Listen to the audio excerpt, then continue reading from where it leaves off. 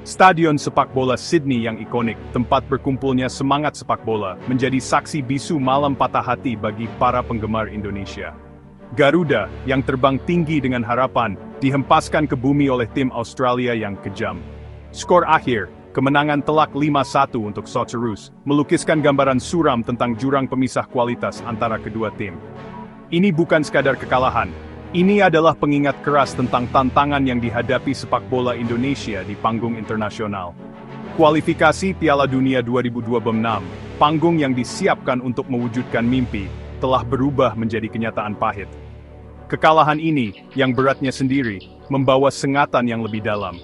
Ini adalah pertandingan pertama Patrick Kluivert sebagai pelatih, striker legendaris Belanda yang dipercayakan dengan harapan satu bangsa. Masa jabatannya dimulai dengan tugas berat untuk menavigasi tahap akhir kualifikasi Piala Dunia. Kekalahan ini, bagaimanapun, menjadi pelajaran keras tentang realitas sepak bola Asia. Pertandingan dimulai dengan rasa antisipasi. Garuda bersemangat untuk membuktikan kemampuan mereka. Namun, Socceroos, didorong oleh pendukung tuan rumah, punya rencana lain.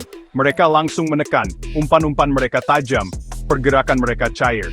Gol pembuka, penalti di menit ke-17 yang dengan tenang dieksekusi oleh Martin Boyle, menentukan jalannya babak pertama. Itu adalah pukulan telak yang tidak pernah bisa dipulihkan sepenuhnya oleh Indonesia.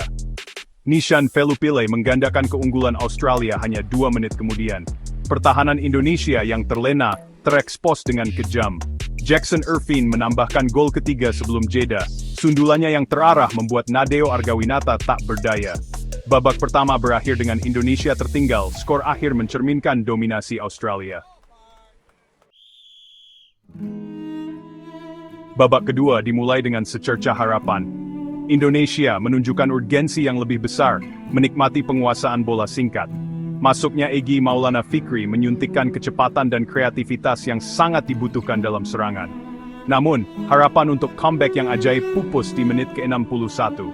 Lewis Miller memanfaatkan kelengahan pertahanan, mencetak gol keempat Australia. Indonesia berhasil memperkecil kedudukan di menit ke-78. Ole Romeni, striker yang tak kenal lelah, menceploskan bola dari jarak dekat. Gol itu hanya sebuah hiburan, disambut dengan perayaan yang tertahan. Kegembiraan apapun berumur pendek. Jackson Irvine mencetak gol keduanya dengan sundulan keras di menit ke-88, menambah luka Indonesia. Peluit akhir berbunyi, menandakan berakhirnya malam yang menyedihkan bagi Garuda. Statistik menggambarkan gambaran suram tentang kinerja Indonesia. Australia mendominasi penguasaan bola, menikmati angka yang mengejutkan 65%, berbanding 35% milik Indonesia.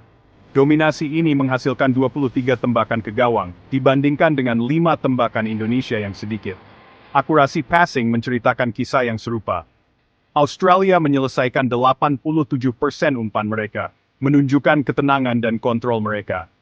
Indonesia, di sisi lain, hanya bisa mencapai tingkat akurasi 72%, menyoroti kesulitan mereka untuk mempertahankan penguasaan bola di bawah tekanan.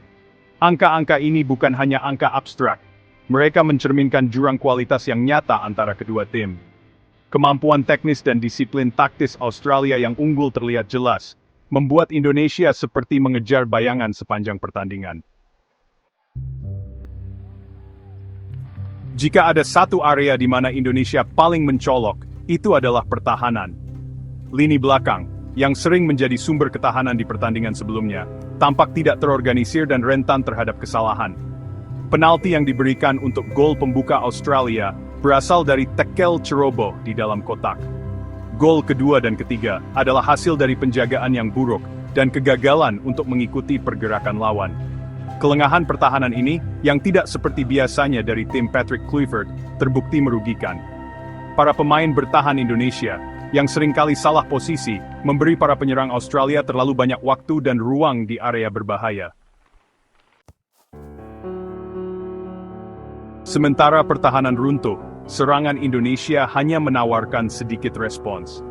Duo Egy Maulana Fikri dan Witan Sulaiman yang biasanya ampuh, dibuat tidak berkutik oleh lini belakang Australia yang terlatih dengan baik.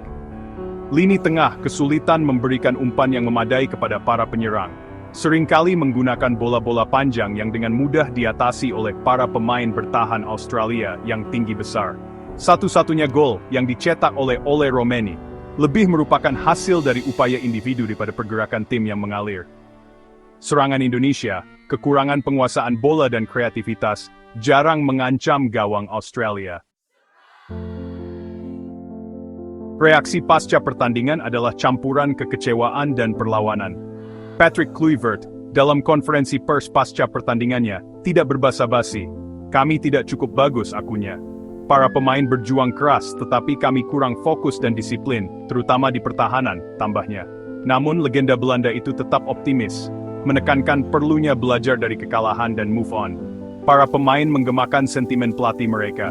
Kapten Asnawi Mangkualam tampak sedih, mengakui bahwa tim tidak bermain sesuai potensi mereka. Kami membuat terlalu banyak kesalahan katanya. Tapi kami akan belajar dari ini, dan kembali lebih kuat, menjadi laga wajib menang.